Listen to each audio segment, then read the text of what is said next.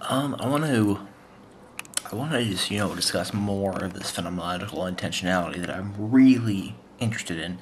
I continually read stuff about it. I've been reading some stuff by Werner Marx and more stuff by Husserl and stuff like that. I really like this topic, but I want to sort of give a better argument for why I think no consciousness can be consciousness without intentional properties of noesis and noema, which makes that consciousness intentional. But I want to just sort of, give a example here.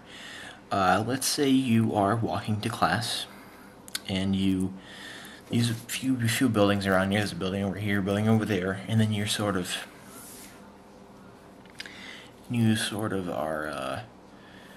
you are walking to this building, which now I'm actually discussing something that actually happens to me all the time, because where I go to school, there's a library where it's a rather big library where there's the library basically includes a area which is a open air area, but it's basically like a walkthrough. You basically walk under this sort of like a sidewalk tunnel, sort of, and it's probably not a good way to describe it, but there's basically a roof over your head, and then you're basically on a sidewalk, and that stuff is just basically open air with a ledge and stuff, and you basically walk through there. You never really go inside a building. It's just sort of like a open air type of place where but it still is part of the library, and then in this area there's entrances into the library.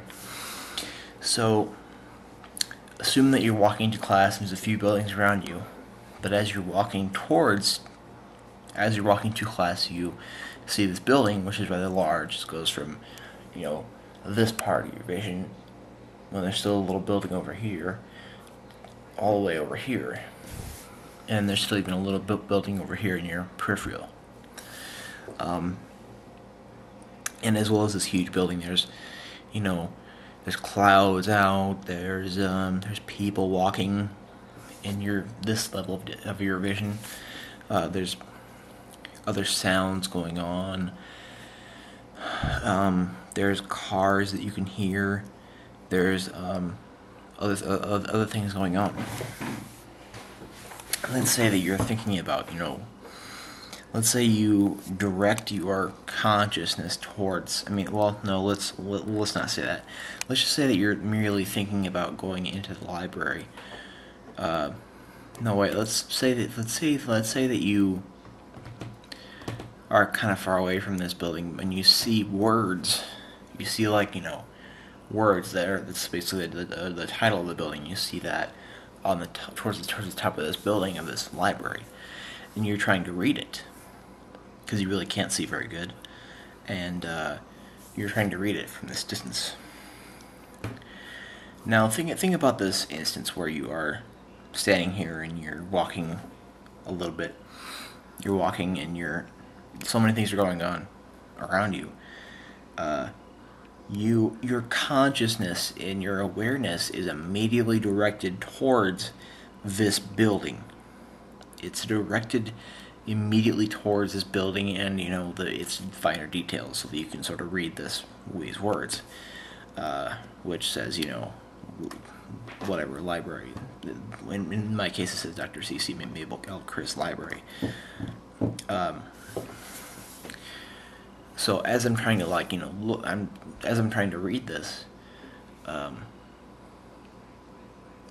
can you think, or if you're trying to empathize with this, phenomenologically empathize with this, do you think that if you're trying to read this, trying to focus your attention at this building so that you can sort of figure out what that thing says, and you're looking at this building, so basically everything that you're thinking of is pretty much directed toward that building, and possibly you might be thinking about what you want to do if you're gonna go in there.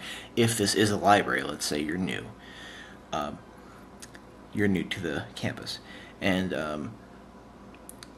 can you think of can you like sort of pick out the noesis and the noema? You can sort of do that, and then you can sort of think, well, am I able to be conscious of everything else that's going on, which includes the clouds, people around me, the sounds around me, the buildings in my peripheral vision, everything else that's going on in this field of perception?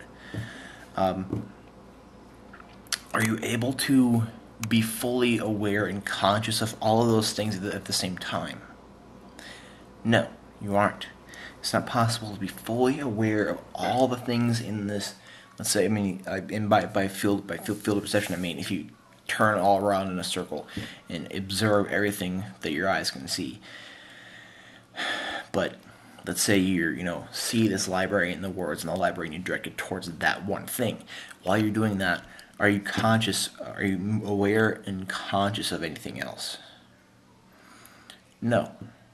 And I want to explain this further, because when you're thinking about this and you're thinking about reading those words and looking at the library and looking at this little underpass that you walk through, looking at the no smoking signs maybe a little bit, you're focusing on this building and maybe the immediate things that is that building. Now I'm just going to point out a few things that you aren't conscious of. First of all, you aren't conscious of the fact that you're walking. That I think is amazing, that we can just walk and not be fully conscious of it, But I mean, like, I can choose, if I'm walking, I can choose to fully, direct my consciousness towards every step that I take. And also, you aren't conscious of your breathing, which is a bodily process. But I also can direct my consciousness towards my breathing, and intentionally observe that. Furthermore, if you're carrying anything, you're not immediately conscious of that. If you take your consciousness away off of that building even for a second, then you'll think, oh yeah, I'm carrying a purse or a bag or whatever. If you're a girl, you're carrying a purse. I do not carry a purse. But there are so many things that you are not conscious of. If you're directing your consciousness towards something, there are so many things that you aren't conscious of. You're conscious of that at that immediate time that you're focusing on that building. You're conscious of that building. You aren't conscious of the sky, of the blue sky and the clouds within it. You aren't conscious of your other peripheral buildings, of the buildings in your peripheral vision. You aren't conscious of the other people that are walking back and forth around you.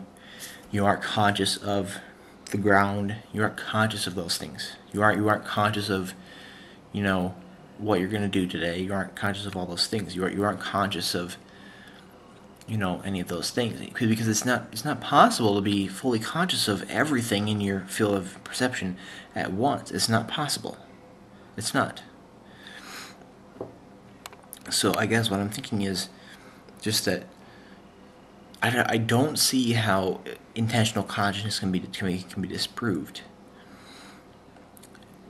It seems to be something that is fully true, and the phenomenological idea of intentionality of consciousness is fully correct.